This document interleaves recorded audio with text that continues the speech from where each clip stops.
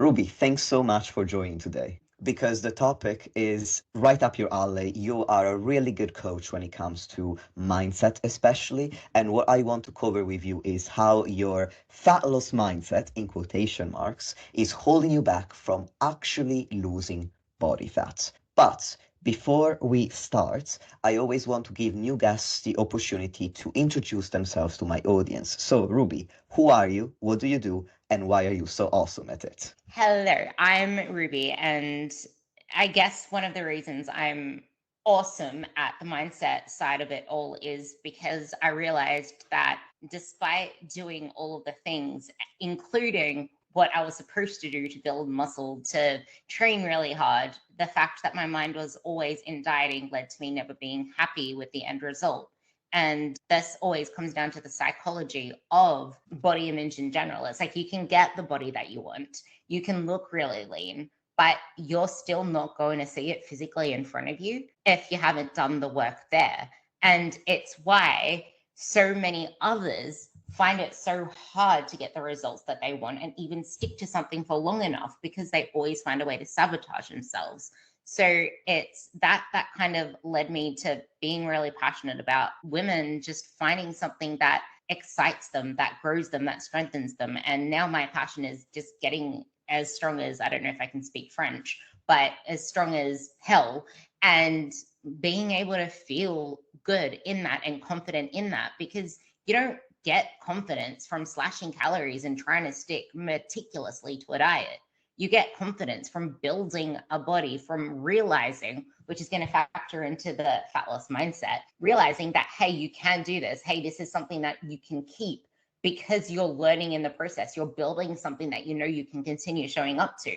Imagine struggling through a diet for the rest of your life. Like, that's not something I want to show up to when I'm 70. Sorry. Yeah, I agree with that. I don't want to be struggling through a diet at that point either. And I want to tell the listeners where this podcast came from because I actually came up with this idea all of a sudden during a conversation with you on Instagram. I was doing a Q&A on my stories, and I answered a question where the question asker was asking me, should I stop dieting after a certain amount of time? And I said, well, as long as you have extra body fat to lose, you can keep dieting because I'm not aware of any physiological reason for which after a number of months you should take a break from a deficit. But I would say that I normally pause or stop a dieting phase when a client has accumulated excessive diet fatigue and or there are psychological reasons involved. And I didn't really go into detail explaining what I meant by psychological on that story. And then you responded, Ruby, you said, well, or because of life stress too. And that's when I thought, well, yeah, for me that falls under psychological reasons. And then you went on to say, people ignore the life stuff. It's so annoying. And I said, well, they don't know what they don't know. And it goes to show that we need to do a better job of covering it as coaches. And that's when you gave me, Ruby, a light bulb moment because you said, but even so, it's because of a deep fear of losing it all. And that's when I thought we need to do a podcast on this deep fear of losing it all. Yeah, it's not just of losing it all, but then the fact that so many women, and actually anyone in general,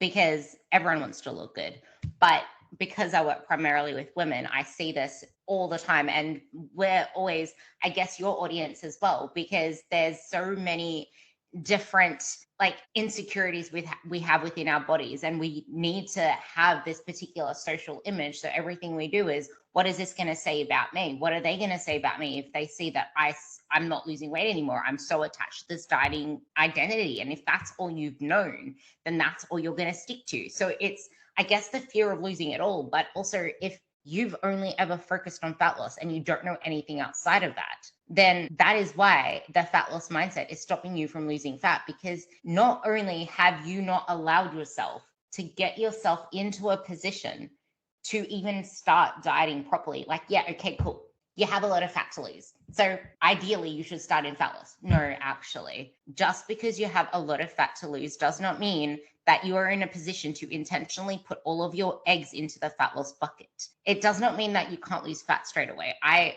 highly recommend that getting into a healthy body fat range should be what you aim to do. And anyone, And everyone has the right to look like, you have the right to want to look good. You have the right to want to diet. But just because you can doesn't mean that you should. When you aren't in that place where you can trust that whatever you're building is something you can sustain, you're always going to have a fear of losing it all. And you're always going to have a fear of, what if I gain it all back? And if you have to struggle through that fat loss phase, and then you grind through and ignore all of the signs, because it doesn't matter whether there's life stress or whether you feel like that, like you need to get out of this diet, you're going to convince yourself that you're not in a place to eat more food. You're not lean enough yet. You're not there yet. Just a little more, just a little more. An analogy that I used in that podcast that I did was, it's just like running a marathon, sprinting it, starting out really hard and realizing that you're getting ahead. And then you get the dopamine rush because you're ahead. And then you're like, I'll just sprint a little bit more before I pull back. And then you do it again because, oh my God, this feels amazing. This feels amazing. Let's go. All of a sudden you have a stitch. Now it doesn't matter what the hell you do. You're not winning that race. You've lost. You had a head start. You had the chance to pull back, but you just said a little longer, and now you have a stitch. You've just lost the chance to win that race that you prepared your whole life for. And then if you didn't even prepare your whole life for it, you just went straight into it unprepared, now you have even more, I guess I can call it psychological damage, because you have less faith in yourself. So if you don't start yourself out on the right foot with faith in yourself, not trying another diet, which if that was the answer, you would have had the results by now, but focusing on it is not right for you right now. Like, you need to take that psychological stress off you so that you can build proof that you can build a maintenance lifestyle. And I think there's a lot of it's misconstrued what maintenance is when you are overweight kind of thing. It's like, we don't want to put you into 3,000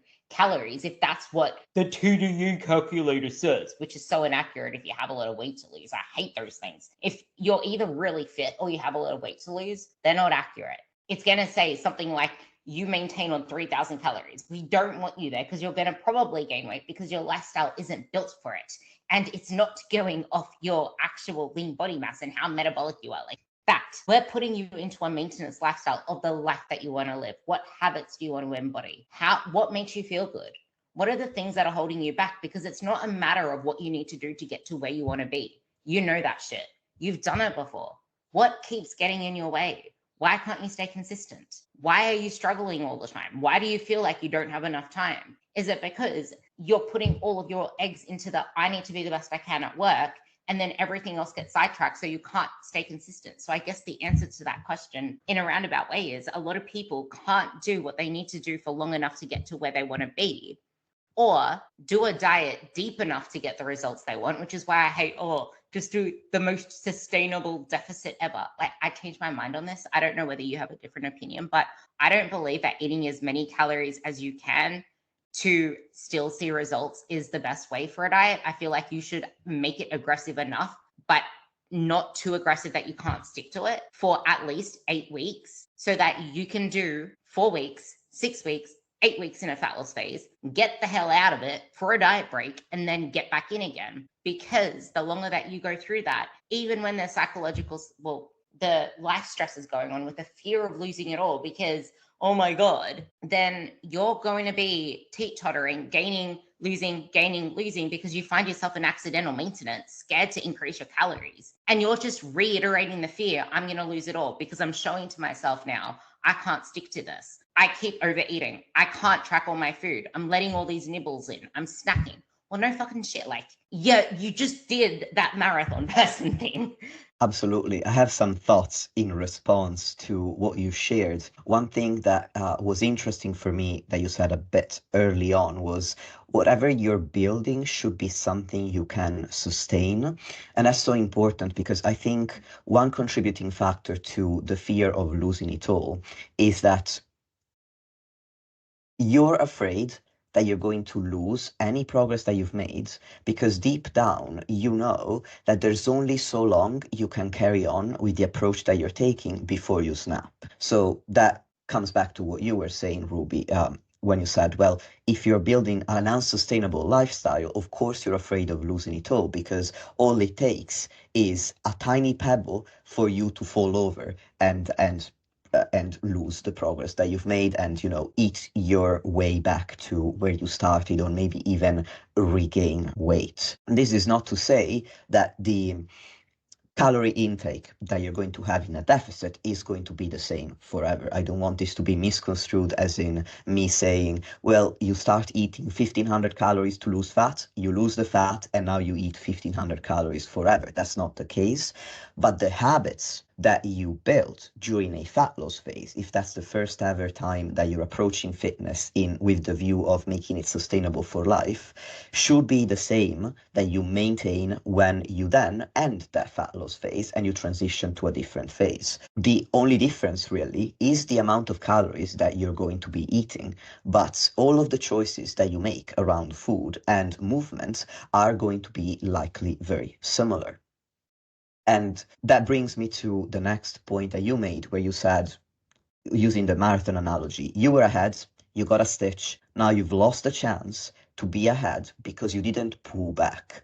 Coming back to what I was saying about the fact that you can only go so long before the wheels fall off, I think something that many don't really know how to do when they're going through a dieting phase, by no fault of their own, is knowing when it's time to pull back, which is where our conversation started, Ruby, because they think, and I understand that completely, because that's what I thought when I was younger. You start a diet and you carry on doing the exact same thing until you are done with the diet. And now, in some magical way, you're going to maintain your weight. It was never clear to me when I was learning about weight loss, and not fat loss, I specifically mean weight loss, as a young person. It was never clear to me how I was supposed to maintain those results. I assumed, well, what I was doing during the dieting phase, I keep doing, meaning I keep starving myself, because sadly I developed an eating disorder. But Ruby, you were buzzing in your seat right there as I was talking, so I'm assuming you have a response to this.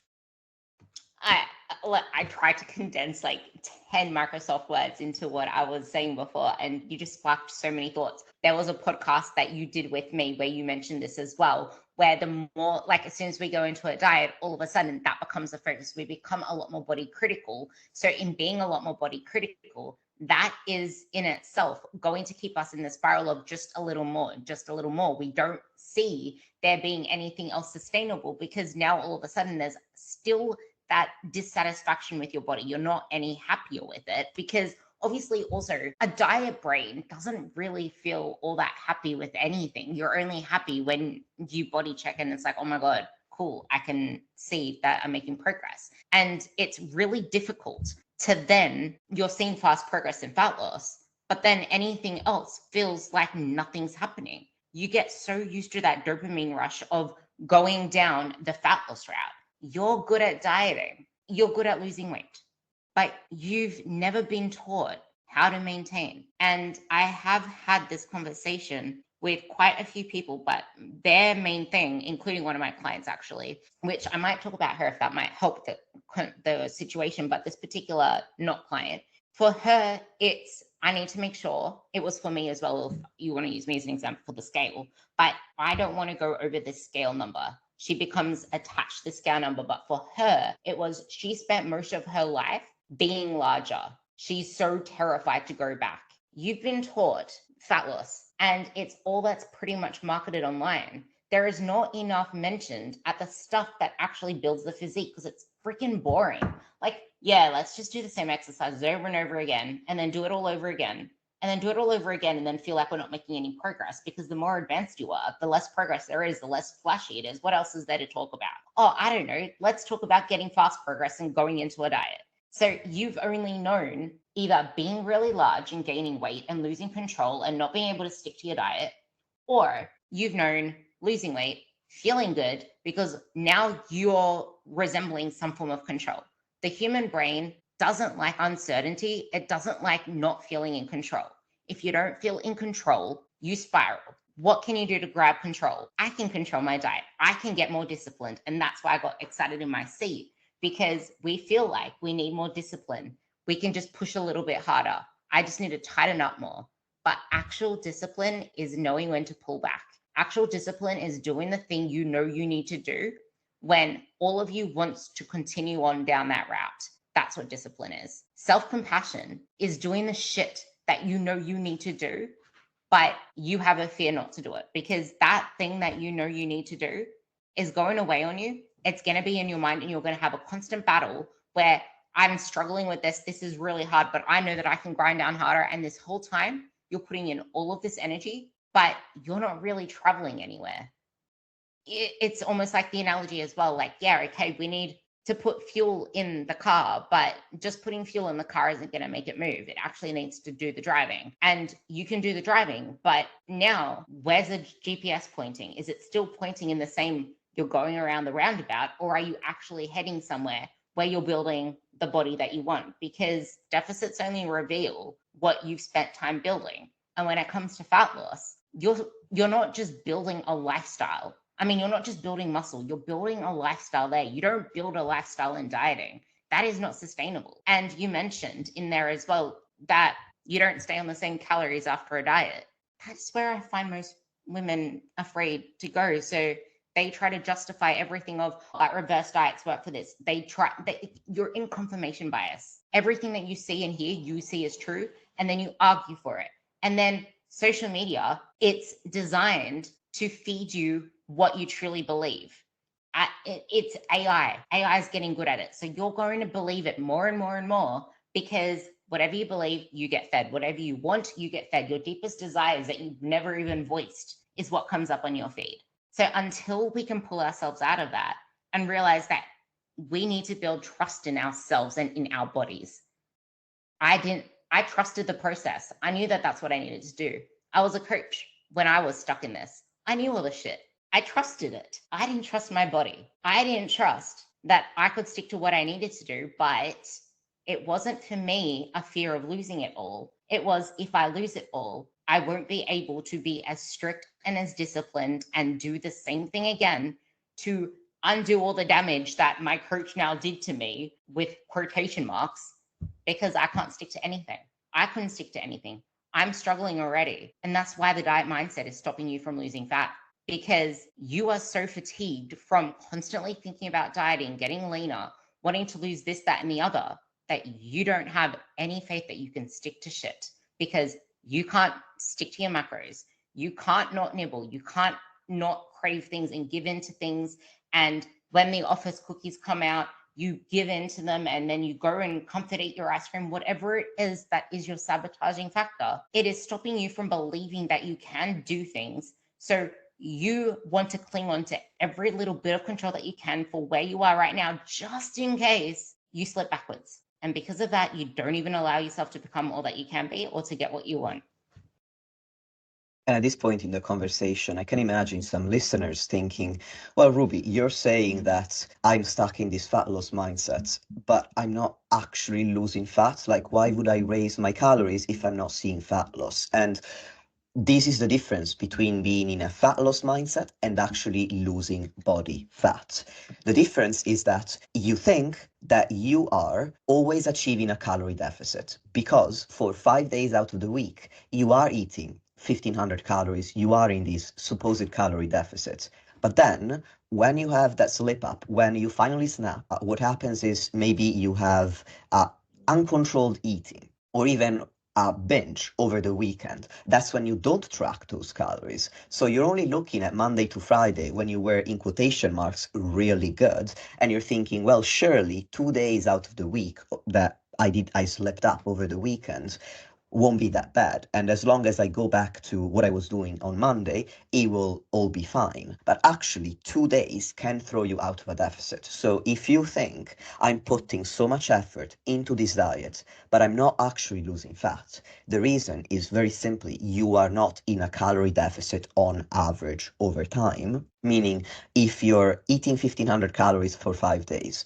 but then you're eating 3,000 calories on 2 days that you are not accounting for, your average calories for the week are way higher than 1,500. They could be so high as to put you in what Ruby defined accidental maintenance. And this is the worst place to be, where you think that you're working towards fat loss, but then at the end of the day, because of the self-sabotage, you're not in an actual calorie deficit. So your mindset is a mindset of deprivation, where you're focused on taking food away from you 5 days out of the week. But the result of your behaviors, which come from that deprivation mindset, is accidental maintenance. Sometimes it's even a surplus where you find yourself that you're gaining weight. This causes that fear that you need to be always on low calories, because if you aren't, you're going to gain weight that you don't want to gain.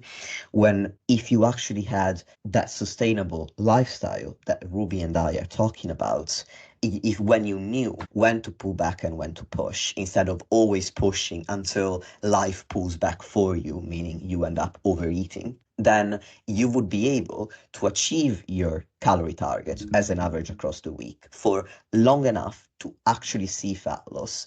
And eventually you would be able to increase your calories, because again, you're in control of your behaviors. You're no longer starving yourself for 5 days and overeating for two. You're eating a more moderate amount of calories, and you're able to therefore be in not accidental but intentional maintenance, which is the best place to be. Being intentional with what you do is the ideal. It's what coaches like Ruby and I want for all of our clients. Because if you're by accident losing body fat, you won't be happy with it. That typically happens when somebody is undergoing a period of extremely high stress, and so they'll lose somebody that's close to them, and they lose their appetite, they lose body fat, but it's unintentional. They're not happy about it. Similarly, if they gain weight, and it's unintentional, they're unhappy about it. If they're maintaining when their goal is different, they're unhappy about it. So the common denominator here is that they're not intentional about what they're doing. And how can you be intentional? You need to learn when to be aggressive and how aggressive to be.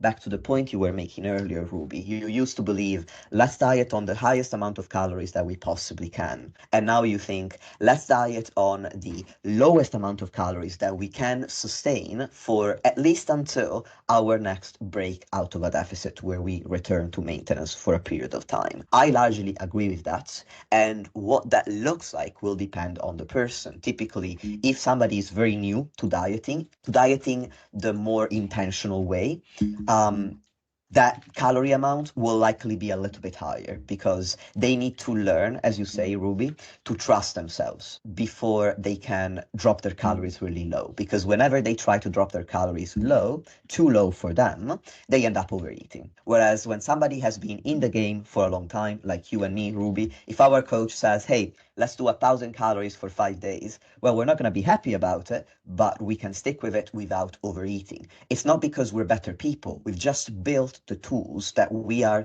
trying to communicate to our clients now, to develop that resilience, that discipline, that self-compassion, where ironically, we're not telling ourselves, try harder, you're a piece of shit. You can definitely swear on this podcast, Ruby. If you can't do it, you don't want it bad enough. That's not what we're telling ourselves. We're actually listening to our own coach when the coach says, hey, you push yourself really hard. How about we take 2 days where we increase calories to maintenance? Our thought isn't, oh my gosh, I'm going to lose it all. Because we've built the resilience that we need to say, 2 days at maintenance, I'm not going to blow those calories out of the water, even though I've had 1,000 for 5 days, because it's just the right time for me to pull back. I am willing to pull back. And I know that these 2 days at maintenance are not going to ruin my progress, because something that comes up with my clients is the thought that when you return to maintenance calories, even if you don't have issues with overeating, even if you have been losing body fat so far, going back to maintenance means that you're stagnating, or even you're regaining body weight back, even though rationally you know it's maintenance, I'm not going to gain that weight back. But you get so used to the deficit calories that you think that any more calories is wrong. It's going in the wrong direction. And it's teasing apart those thoughts and rationalizing them that's so important for you to be able to move forward. Ironically, I keep saying this, but it's true. Making dieting more effective means that you actually make it feel easier for yourself rather than harder. I think that between social media and what we were conditioned to believe growing up, we were always taught, at least I was always taught, that exercise should feel hard, dieting should feel hard, and you should basically go until you drop and fake it till you make it. Or at the very least, if you can't make it, it's because you're not disciplined enough. You don't have willpower. When if you look at any athlete's program, they have periods where they train really hard and periods where they barely train. They're pulling back and pushing. And it's getting the rhythm of this push-pull right that gives you the best results for your efforts. It's not pushing all the time, but it's also not pulling back all the time, because you need to put your body under a certain amount of stress, the stress being a calorie deficit in the case of a diet, for example, in order to get the result that you want. But it can't be too much stress, otherwise the house is on fire and the wheels fall off. And it also needs to be just enough to make progress. It can't be too little, otherwise you're just going to spin your wheels. I have a lot of notes on that because that was amazing. The eating more part is something that I'm huge on, and I know it's something you're huge on too. And there is a part that I'm going to mention that we probably differ, because it's what I see in my clientele and what I see in general. So eating more, yes, just because you're eating more doesn't mean you're just going to build the physique. Like, most people here aren't here to just lose fat and get small, or just eat more and learn how to maintain. Like, we're here to build a physique. That's who you coach. That's who I coach. We're eating more strategically, but just because you're eating more does not mean you're building muscle. It is facilitating it. And I did a podcast for this. It's the only reason you should really be micromanaging your food to any degree is if you've been pushing your training for long enough to then warrant you micromanaging your food. All you need is sufficient protein and getting your food good enough with a structure that is good enough, and then use that as your fuel to have your best performance. That's all. And then you'll need to do the nuances with the training, the nuances with the food if you need to go to that next level, but no one really needs to. Those nuances and that micromanaging should be going into your training, because that's the only thing that is going to build the body that you want. It's the training, it's pushing it, it's worrying about all the little details there. And then when you're dieting, the further you go into dieting, it's all the little nuances and things over there. It's like, know which tool for which job. You need strategy with your food. So if you only know eating more, I get fat, I gain weight, it's because you're focusing on the wrong things and you're still in the fat loss mindset. You can't use fat loss tools for a building physique vehicle. Like, your car is for building, then you need to get the head on top of it, not still have your head on the trailer that you didn't even attach to the car. So there we go. And most people, they don't really know what builds a physique, and they don't really know that you can't diet your way to a physique, and it's not built in one fat loss phase. And like you mentioned, so many people fear gaining fat and maintenance. Well, of course you do. Of course you do. Because that's all that's ever happened before. Because you were never intentional with it.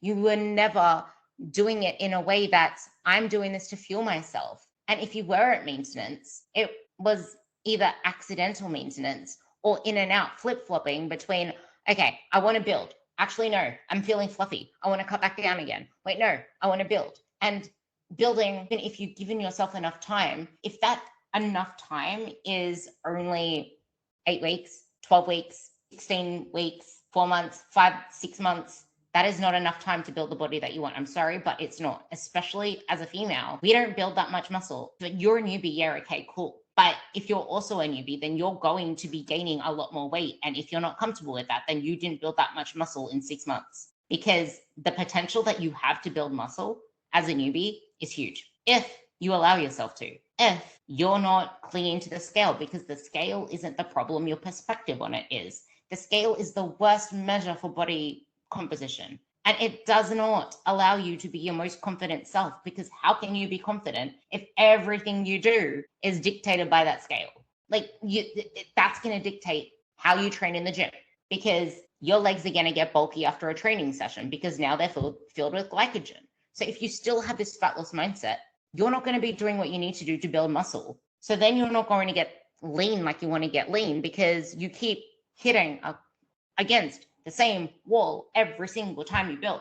So how do you expect to lose fat when weight training and building muscle is the most potent tool for losing fat and for fat loss? And it's also why doctors should be prescribing weight training, because it's the most potent thing for stimulating fat loss. It biases it and it sustains and maintains muscle mass. It is very expensive metabolically, which is kind of the part that you might not agree on. But the more time that you spend going flip-flopping between eating more, eating less, you're not eating enough or doing anything strategically to build muscle because you're not even focused where it matters most. And you're not eating low enough for long enough to lose fat. So that is why your deficit is leading to you gaining more fat, because it hasn't actually been a deficit. Like, yeah, okay, cool, you're eating little calories, but it's not actually a deficit. And if you're a small human like you're a small human, I'm a small human. If you're a sedentary female, if you're sedentary in general, if you're a female in general, even if you're in menopause, because building muscle is so much harder if you're in menopause, but you can still lose fat just as easily because fat loss is just a measure of where your calories are. Building muscle, that is a completely different process. It is going to take so much more effort, so much more time, so much more patience to build muscle to get lean as an older woman in post or perimenopause, but you will still be able to lose fat. So is it really a fat loss issue or is it a mindset issue?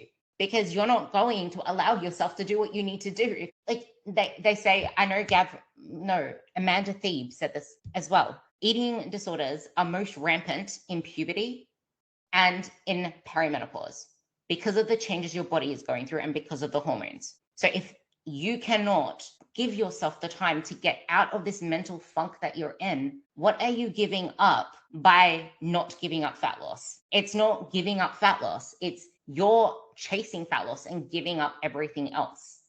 And it can be really easy to feel like you're going to binge and you're going to let go and not be able to stick to what you need to stick to when all you've ever had your mind on is fat loss. Even when you're eating more, you're thinking about getting leaner. Even when you're eating more, you're beating upon how big your legs are and how much you want to get leaner and how much you don't like your body, this, that, and the other. That is still a diet mindset, regardless of whether you're seeing your body go down. That's what you started your last segment on, saying, well, how am I in a diet mindset if I'm not losing weight? And that's the thing. You're gaining fat in a deficit, in deficit calories, because those deficit calories aren't working for you when the littlest things can take you out of a deficit. Because if you're not fueling your day, you're not moving around as much. So those deficit calories aren't your deficit calories. And you're not really training the best that you can be training because there's no actual fuel there. There's no oomph there. There's you eating little calories on the days where you're doing the hard ass efforts. And then on the weekends that are your rest days, that's when you're eating more food. It's like everything's skewed. And the more that you keep yourself in this cycle, chasing less fat loss, it's no wonder you don't trust yourself. You haven't, not once, thought about what can I build? What is it that I actually do want my life to look like? How do I want to feel? Am I actually enjoying this constant freaking mental masturbation that's going on in my head? Do I actually feel like I'm thriving right now? How do I feel when I'm wanting to have a social moment with my partner, with my friends? How do I feel when I'm walking into the gym? What is the first thought on my mind? Have I even been getting stronger over time? Am I chasing a deadlift max? Am I chasing pull-ups? Like, what is going to make me feel my best? And do I want to continue the spiral? Like I said, how do you want your 75 to look? Like, do you want to be strong? Or is it just putting it off because of how time warped we are as humans? Before I respond to that, because you're bringing up a lot of thoughts, Ruby, I just want to say, could you mute your mic when you're taking notes in response to what I say? Because they're coming through on my end, so I think the audience will hear you typing. Anyway, so I think that what you're bringing up is the fact that being in a fat loss mindset ends up leaking into other phases of the physique development process, because you're saying, even if you're eating more, even if you supposedly committed to what some people call a building phase, some people call a bulking phase, essentially you committed to being in a calorie surplus for the purpose of building more muscle. You've not truly committed to it because you're still beholden to the number on the scale, and you were conditioned to want that number on the scale to stay lower. But what you also brought up, Ruby, is that the scale is not going to show the progress that you want to see in your physique. The scale is not going to tell you that you built 5 kilograms of muscle and that's why the number is higher. It's just going to show you that number. And yes, I know there are bioelectrical impedance scales, BIA scales, where they can measure supposedly your body fat. But I recorded a podcast on this. They are inaccurate. They can't measure your body fat and your muscle mass. Realistically, all you're going to see on a scale that you can trust is your relationship to gravity on that particular day, in that particular moment in time. You're going to see a number that doesn't differentiate between fat and muscle.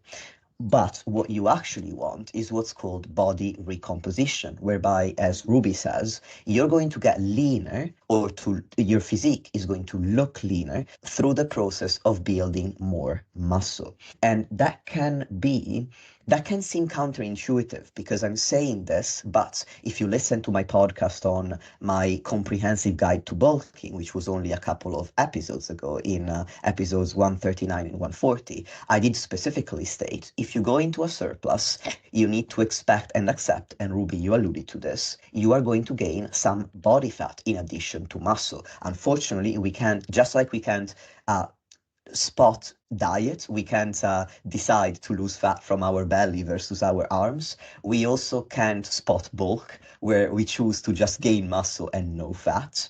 But body recomposition doesn't happen just in the phase in a surplus, and it doesn't just happen in the phase in a deficit. It happens throughout all of these phases. We bring all of these phases together to achieve a leaner and more muscular physique, whereby when you are in a surplus, we are going to maximize muscle growth and minimize fat gain. But a little bit of fat is still going to happen regardless. And when we go into a fat loss phase, that's when we want to uncover the muscle we have built.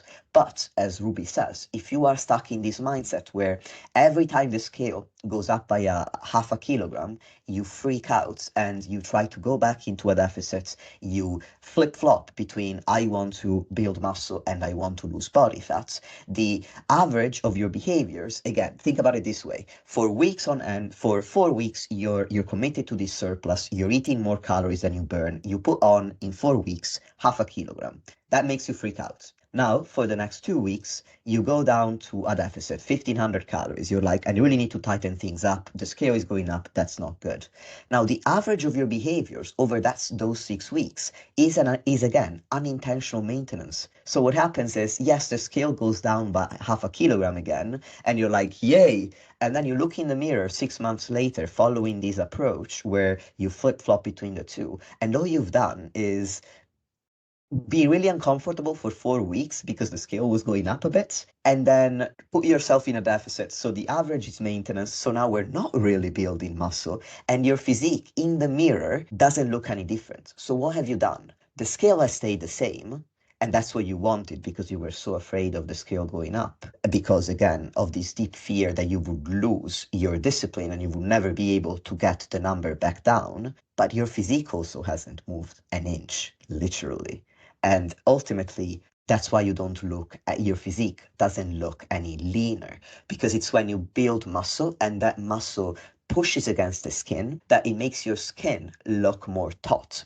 And through the process of body recomposition, you're going to accomplish building a little bit more muscle, losing a little bit more fat. And as a result, you look more athletic, you look leaner, more toned, as people like to say, and you're going to like your physique better. And for beginners, as Ruby says, the potential for building muscle is much greater than for anyone else. So you may see that you're looking leaner as you build muscle. So technically you're in a surplus, but you're seeing yourself getting leaner. That's because you can outpace basically the speed at which you build muscle outpaces the speed at which you would gain body fat. So as a result of that, your muscle percentage, your percentage of lean mass or muscle mass goes up. Weight stays relatively stable or goes up, but the percentage is still going up in terms of lean mass. And so as a result, in percentages, if 1% goes up, the other percentage needs to go down. And when we're talking about body composition, we're talking about lean mass or fat-free mass percentage and fat mass percentage. So if the fat-free mass percentage is going up, even if your weight moves up a bit or stays relatively stable, fat mass percentage is going down. And so as a result, beginners are basically super lucky because they can see the extra fat loss occurring even as they are supposedly in a little bit of a surplus, or at least at maintenance calories. When you're a seasoned lifter like me, that ain't gonna happen. I ain't seeing any body recomposition if I'm bulking. I am gaining muscle for sure, but I am also gaining body fat. And I accept that because I can still achieve body recomp. It's just going to happen in two phases. So instead of that happening when I'm at maintenance calories or in a slight surplus, now it's occurring across multiple phases where in a surplus, I focus on building muscle, and in a deficit, I focus on building body fat. So Ruby, that's my response to what you said. But what I want to move on to is something you brought up earlier, where we need to build resilience in order to get out of this fat loss mindset and actually make progress with our physique, whatever phase we may be in. And sometimes building resilience requires actually going through our worst fear. In this case, the fear of losing it all, of losing progress. And that brings me to a very interesting part of the conversation, in my view, which has to do with the holiday, Ruby, that you recently went on, where you had a certain goal at the beginning, and you actually didn't achieve that goal despite your best efforts, at least based on what you said on Instagram when you got back. And I'm not just throwing you under the bus, I'm going to give you time to explain this. But I think it's so important to say, first of all, as coaches, we're not always perfect. We also lose progress sometimes. But second of all, it's what's important isn't to never lose progress or going backwards. It's how you respond to it. Because if you respond by catastrophizing, losing a little bit of progress, that's why then you end up that ends up snowballing into losing a lot of progress because you try to go too extreme, you can't sustain that, and now not only have you lost a bit of progress, but you find yourself going backwards because you're eating your way back to all the way that you've already come. Whereas if you can respond differently, if you learn to respond differently, you learn to be resilient in the face of adversity, of missing out on the goal that you had. That's how you actually propel yourself forward. And yes, sometimes you take a step back, but most of the time you take steps forward, as opposed to taking a step back once, freaking out, and now ending up trying to take steps forward, but because it's too unsustainable, now you're taking 5 steps back. And now you're even further back than you were when you had that little slip up. But anyway, Ruby, I'll pass the ball back onto you so that you can talk about this topic and add your own experience of the cruise that you went on. That last part that you said actually relates to the bridge between all of this, because people are so quick to chase this end goal. Let's try and make everything better. Let's try to refine my physique even more. But if you've never learned how to also build up your floor, then you're going to keep any time that you fall back, you're going to fall back to your same settings. Your default settings are bullshit. That's something I used to say all the time. I forgot that I used to say that, but that was something that was my query. It's like your default settings are bullshit. You can do all the software changes and software updates on your phone, but it doesn't inherently change the hardware. You're going to need to upgrade your phone because it's always going to go back to the same bullshit thing every time that you factory reset it. And you don't like that because it's bullshit. Like, that's you. You need to build that up, upgrade yourself. And the only way you can upgrade yourself, like you said, is to go through the discomfort, which I guess this can kind of tie into when I finally got myself to that, like what I had to do to be able to build the trust that I'm about to tell you now. So when I first got into I need to build, obviously I didn't have the faith that I could lose it again. And I built that trust from proving it to myself only after I went through the discomfort. I don't know. It was that, I think that resilience that I built was from finding a different focus that allowed me to find something that gave what I do more concreteness. Like, it gave me something that sustained, because what I was doing wasn't sustainable. I felt like shit. Whereas when I was actually fueling myself, I felt better. And lo and behold, when I actually did a fat loss phase, it actually worked. Like, what the fuck? Like, how is this working? I've struggled so long to get my weight down. And the part of this is I actually gained, You go by kilos too. Great. I actually gained like around 6 kilos in the time that I did my building phase. But I wasn't even obsessing over fat loss back then. It's like, cool, there's the idea of it, but I liked eating more food. And I actually never wanted to get my food cut, but I was able to cut. This is where you need to just get in and get it done. I got it aggressively cut. And this is kind of why you stay stuck not seeing the results that you want. Because if you're going to peak patter, anytime you're in a deficit, you're not building. You're at best maintaining, because what you need to do in a deficit is not going to be allowing you to fuel your best performance when muscle is metabolically expensive. So you can either try to prove to yourself that you can by doing the hard thing, or you can continue to prove your story is true that you can't do the thing. And because I proved to myself that I can do the thing and I know that how to lose it, the only hard thing now to do is always the discomfort of let's eat more, let's embrace getting bigger, let's embrace getting softer, because you're going to get softer over time. And I really feel like this is important to touch on before I talk about the holiday, because you mentioned that you are going to see that leanness come in because you're outgrowing in muscle at a greater rate than the fat. But this is the part that no one talks about. That only happens for the beginning period of time. What's going to happen after that? You're going to have to be okay with getting softer, because there is only a certain period of time that you're going to see that payoff. And then what? Are you going to get triggered by your clothes feeling tight, by looking softer, by not liking how big and ill that you feel? You don't feel you don't feel comfortable in your skin anymore because it's not lean, it's not showing lines, it's not showing what you wanted to see, and it's slow, and you're not going to see changes. Just like you said, we're far in our journey now. We're not going to see the changes straight away. And even if you're not far in your journey, if you're still using the same metrics of progress of losing weight, you're gonna keep proving to yourself over and over that you can't do it. And once you can be okay with slow change and not seeing much change, then you're going to be okay with whatever happens on holidays, because you trust that you can do what you need to do to get it undone, quote unquote, if you need to get it undone. But just because you can, should you? And funnily enough, just returning into my usual routine, after about a couple of weeks, my body felt normal again. That's all you need to do. You fall back to those habits, because trigger shooting and going into let's cut everything, let's go into diet mode, let's damage control, isn't going to get you to where you want to be any faster when your goal is to build the body that you want. Like if you're in a fat loss phase, just going back to where you were before holidays is probably a great place to be. Even going to a maintenance phase is a great place to be before going into a diet again, because if you overate on holidays, just going in maintenance phase is enough to make you feel more normal and build those habits again, without going from eating in excess to eating in hardly anything and then having all the cravings and binging and losing control. And that's where building resilience comes from. That's where doing the process comes from, because I didn't even consider it, but I'm guessing if I considered slashing my calories to lose whatever it was that I lost, because I was assuming that because I was starving. They serve the tiniest of freaking portions, and restaurants serve the most calorie dense dishes. You don't even expect them to be calorie dense.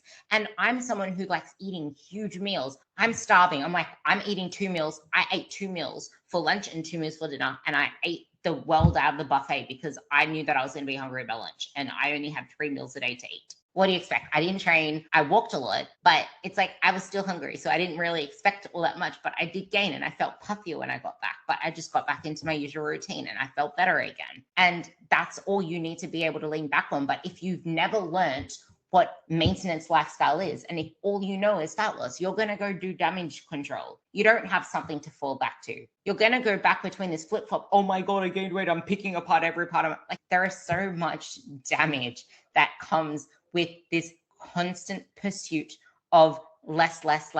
Even if you feel like you have fat to lose, you might not even have fat to lose. It might just be an under-muscled issue, but you're always going to see it that way until you start to find something that is growing you and building something that, like you said, something that sustains, something that gives you oomph, something that just excites you to show up, not something that's just like punishment, or I need to shrink myself, or I need to change myself because that's what we're told.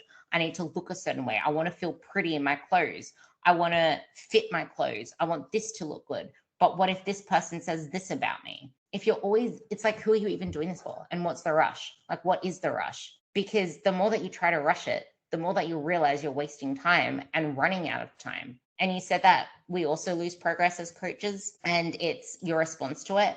But I don't think it's just that. I think it's, we also know what to do, and we know that we can get it back. It's not just what you do, but what you don't do. That also plays a role. And just because we know how to get it back, we also know the benefits and the positives, and we're sure in ourselves in our journey forward. And you cannot build that mindset if staying in fat loss, trying to overstay fat loss, being in fat loss, if that's all you know.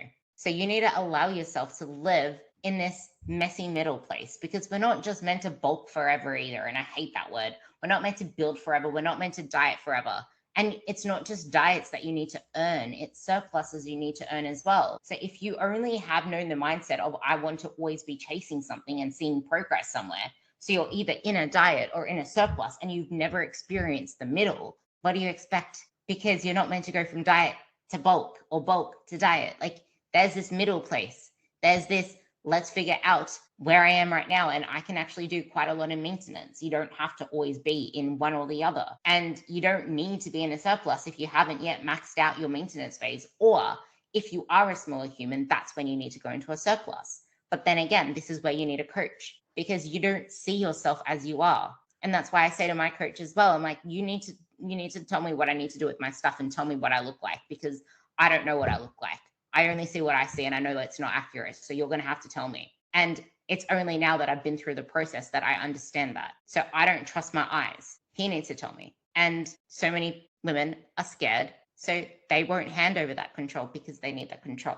And that's exactly what building resilience gifts you. Trust that you can put in the actions to get to where you want to be. But if you've only ever focused on being, not the actions, as in like getting to the outcome and not the process, then how can you have any faith in a process that you've never actually focused on or even built or became acquainted with?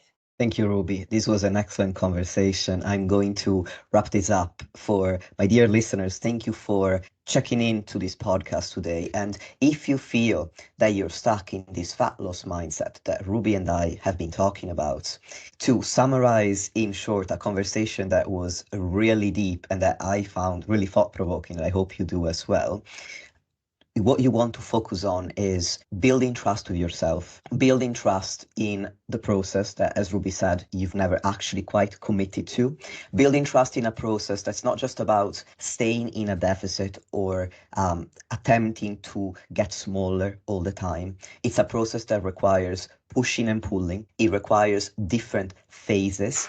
And because of these different requirements, it requires your body to change. And you can only build trust with yourself that you will be able to change in the way that you want if you learn to go through all of the changes with a resilient mindset and not to freak out and course correct in quotation marks when some change is uncomfortable for you, because there will be times when you are uncomfortable and you will be able to build your physique through those times, thanks to those times, not despite those times, but thanks to them. So Ruby, to conclude the conversation, I want to give my listeners the opportunity to connect with you if they want. So let them know where to find you, and I'll add all the links in the show notes. You can find me on the 100% Real with Ruby podcast, which whether you can get them or I can send them to you.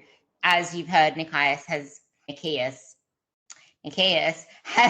I looked at the name. I'm like, I don't know how to say it, but I looked at the name down the bottom, and that's how it said. Nikias has been on my podcast twice, and I feel like our last one is fundamental to this conversation as well, because at the very end, he spoke about just how big of a role body image plays in all of this, and it's not just the physical part, but it's how. Yeah, I would highly recommend that podcast, but.